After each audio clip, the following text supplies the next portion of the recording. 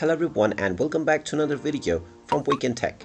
In this video, I'm going to show you how to log into your account on the California sales tax website. So let's get started right away.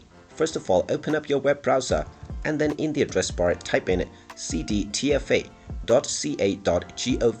and then press enter. This will now take you into the official website for the California Department of Taxes and Fee Administration. Now, in order to proceed with paying your sales tax, click on the login button at the top right corner to end up within the login portal. Now, choose your desired language from the language menu, and now you will find the login portal. Within the username section, just type in the username that you created while signing up for your account, and then within the password section, type in your account password.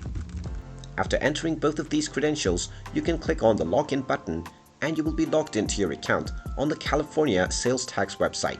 In case you forgot your credentials, you can click on Forgot Password or the Forgot Username button, and you'll also have the Express Login option to log in without using your credentials.